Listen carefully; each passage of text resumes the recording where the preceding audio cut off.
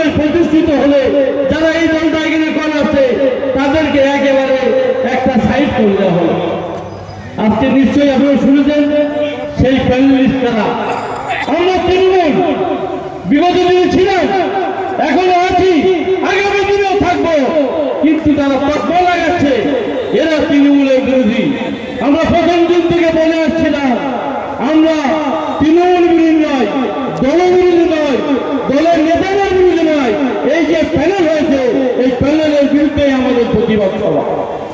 আজকে সভাটা প্যানেল প্রতিবাদ তৈরি হলো কি পারে। বর্তমান পঞ্চায়েত সমিতির সভাপতি সমুদ্র নামের পরে এই ব্লকের দুটো বিধায়ক, এক হচ্ছে আমাদের হালুয়া রবুল ইসলাম, দুই হচ্ছে আমাদের রথিন ঘোষ। আমাদের থেকে বলেছিল সমুদ্র যতদিন নেই তার শূন্যস্থান যখন পূরণ হবে ততদিন পঞ্চায়েত সমিতির সভাপতি মোল্লারা দায়িত্ব নিয়ে আমি নামটা বলে ভুল করলাম, নামটা লিখে লজ্জা পায় আমাদের। কেন লজ্জা পায় আপনারা শুনবেন, একটা কথা কেউ বলবেন না। আজ প্রতিবাদী মঞ্চে কয়েকটি কথা আপনাদের বলবো। গত দুদিন আগে শাসনের মিটিংয়ে একটা কুরিকিচর মন্তব্য মতো একজন তৃণমূল মঞ্চে দেখছি, খুব ভালো করে শুনবেন আপনারা। সমুদ্র থেকে বললো মনোরাতের মিটিং ডাকবি, হাজির থাকবে মেহেদি হাসান সহসভাপতি এবং ছাত্রাঞ্চলের সভাপতি ঠিকাদার, সমস্ত মিটিংগুলো তোরা পরিচালনা করবি। সেইভাবে আমরা পরিচয় চলিয়েছিলাম।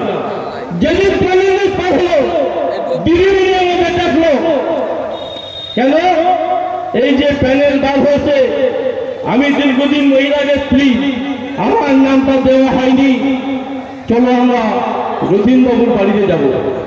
আমরা নেতৃত্ব একটা মিথ্যে কথা বের করতে চাইছি বলে না।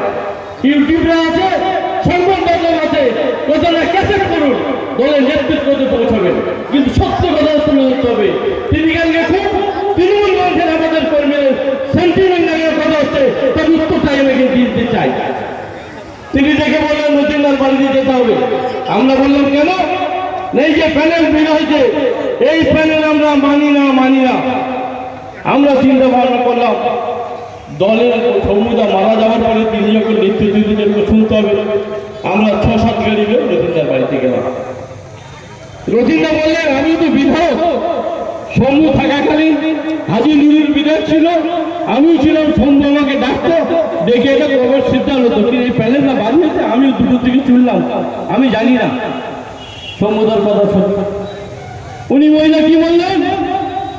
বললেন আমাদের সঙ্গে অধিকাংশ পঞ্চায়েত সদস্য আছে, পঞ্চায়েত সমিতি মেম্বার আছে, আমাদের সঙ্গে 2জন জেলা পরিষদের সদস্য আছে।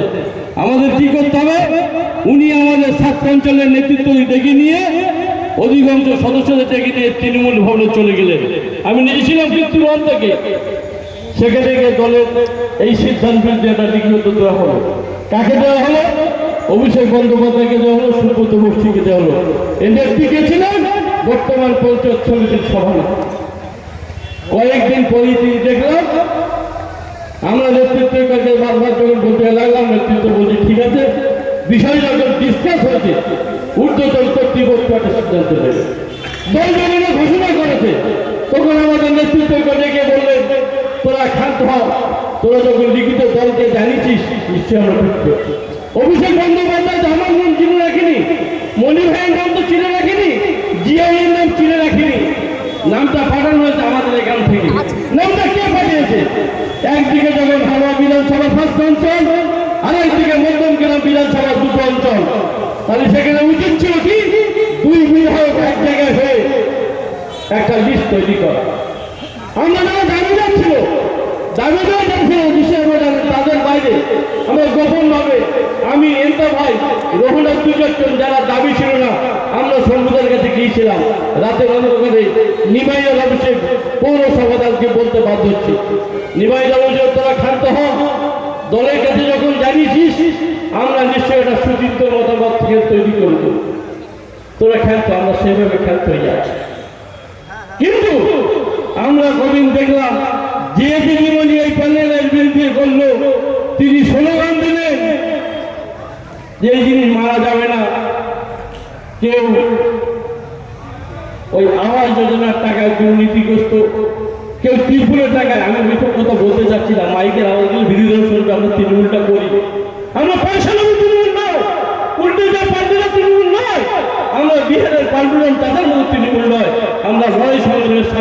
তৃণমূলের জন্মনগর থেকে আছি, আগামী দিনে থাকবো। ইউটিউবার ভাইরা যারা করছেন, সংবাদ মাধ্যম ভাইরা তাদেরকে একটু দুটো বাসার ব্লকপুর ঘটনা সত্যভাবে তুলে ধরুন।